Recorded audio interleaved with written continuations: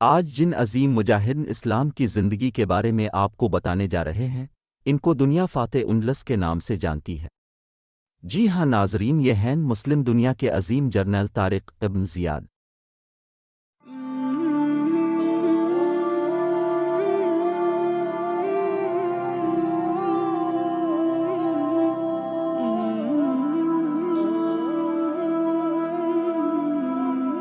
طارق ابن زیاد بربر نسل سے تعلق رکھنے والے مسلم سپہ سالار اور اموی خلافت کے جرنیل تھے۔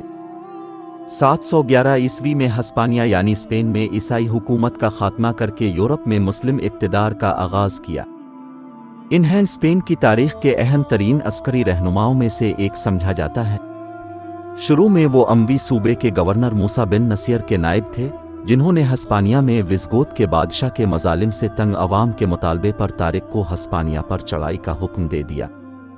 طارق بن زیاد نے مختصر سی فوج کے ساتھ یورپ کے عظیم علاقے اسپین کو فتح کیا اور یہاں دین اسلام کا علم بلند کیا۔ اسپین پر اسلامی حکومت کا قیام ایک ایسا تاریخی واقعہ ہے جس نے یورپ کو سیاسی، معاشی اور ثقافتی پسماندگی سے نکال کر ایک نئی بصیرت عطا کی۔ طارق بن زیاد کی تعلیم و تربیت موسیٰ بن نصیر کے زیر نگرانی ہوئی تھی، جو ایک ماہر حرب اور عظیم سپہ سالار تھے۔ اسی لیے طارق ابن زیاد نے فنون سپاہگری میں جلد ہی شہرت حاصل کر لی۔ ہر طرف ان کی بہادری اور عسکری چالوں کے چرچے ہونے لگے۔ طارق ابن زیاد صرف دنیا کے بہترین سپہ سالار ہی نہ تھے، بلکہ وہ متقی، فرض شناس اور بلند ہمت انسان بھی تھے۔ ان کے اچھے اخلاق کی وجہ سے عوام اور سپاہی انہیں احترام کی نظر سے دیکھتے تھے۔ افریقہ کی اسلامی سلطنت کو اندلس کی بحری قوت سے خطرہ لاحق تھا، جبکہ اندلس کی عوام کا مطالبہ بھی تھا۔ اسی لیے گورنر موسیٰ ابن نصیر نے دشمن کی طاقت اور دفاعی استحکام کا جائزہ لے کر طارق ابن زیاد کی کمان میں 7 سے 12,000 فوج دے کر انہیں ہسپانیہ کی مہم کے لیے روانہ کیا۔ 30 اپریل 711 میں اسلامی لشکر ہسپانیہ کے ساحل پر اترا اور ایک پہاڑ کے نزدیک اپنے قدم جما لیے، جو بعد میں جبرالٹر اور جبل الطارق کے نام سے مشہور ہوا۔ طارق بن زیاد نے جنگ کے لیے محفوظ جگہ منتخب کی۔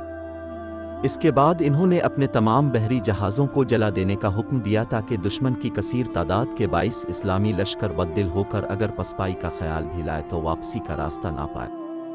یہ ایک ایسی زبردست جنگی چال تھی کہ جس نے اپنی ہمت کی داد آنے والے عظیم سپہ سالاروں سے بھی پائی۔ وادی لکا کے مقام پر فوجیں آمنے سامنے ہوئیں تو طارق نے وہ تاریخی خطبہ دیا جو آج بھی عربی ادب اور تاریخ کی کتابوں میں تواتر سے نقل ہوتا چلا آ رہا ہے۔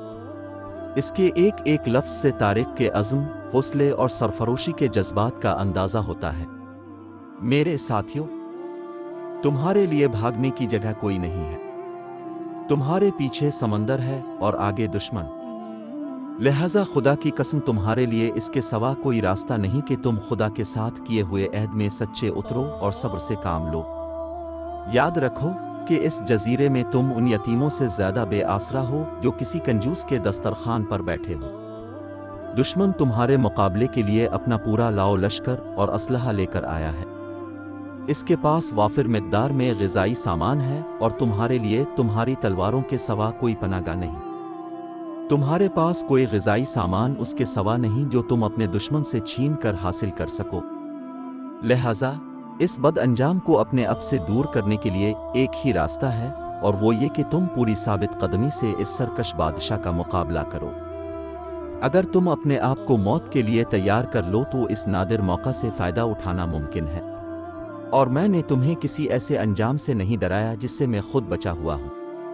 یاد رکھو، اگر آج کی مشقت پر تم نے صبر کر لیا تو طویل مدت تک لذت و راحت سے لطف اندوز ہوگے۔ اللہ تعالیٰ کی نصرت و حمایت تمہارے ساتھ ہے۔ تمہارا یہ عمل دنیا و آخرت دونوں میں تمہاری یادگار بنے گا۔ عرب جرنیل نے اس کے بعد اس مشکل گھڑی میں عاجزی سے اللہ کی طرف رجوع کیا اور نصرتی الہی کے لیے رقت انگیز دعا کی۔ اللہ نے طارق کی دعا قبول فرمائی۔ ان کے خطبے نے مجاہدین کے اندر ایک نئی روح پھونک دی۔ 7,000 کے مختصر سے اسلامی لشکر نے پیش قدمی کی اور عیسائی بادشاہ راڈرک کے 1,00,000 کے لشکر کا سامنا کیا۔ گھمسان کا رن پڑا اور مجاہدین اپنے جسم و جان کو فراموش کر کے لڑنے لگے۔ یہ جنگ متواتر 8 دن تک جاری رہی۔ کشتیوں کے پشتے لگ گئے اور بلاخر فتح و نصرت مسلمانوں کے حصے میں آئی۔ بادشاہ راڈرک میدان جنگ سے بھاگ گیا۔ طارق ابن زیاد نے آگے بڑھ کر دارالحکومت تولیڈو، قرطبہ، غرناطہ اور ملوگا کے شہروں کو فتح کیا۔ مسلمانوں کی فوج کو مضبوط کرنے کے لیے موسیٰ ابن نصیر 18,000 سپاہیوں کے ساتھ آئیبیرین کے ساحلوں پر پہنچے اور زراگوزا، تاروگونا اور بارسلونا کو فتح کیا۔ کچھ عرصے بعد پرتگال کو فتح کر کے اسلامی مملکت الاندلس میں داخل کر لیا۔ مسلمانوں کی فوج وسطی فرانس تک پہنچ چکی جب ولید بن عبد الملک نے انہیں دمشق واپس بلا لیا۔ اس طرح مسلمانوں کی مزید پیش رفت رک گئی۔ طارق ابن زیاد نے اپنی بقیہ زندگی گمنامی میں دمشق میں گزار دی اور بلاخر 720 عیسوی میں اپنے خالق حقیقی سے جا ملے۔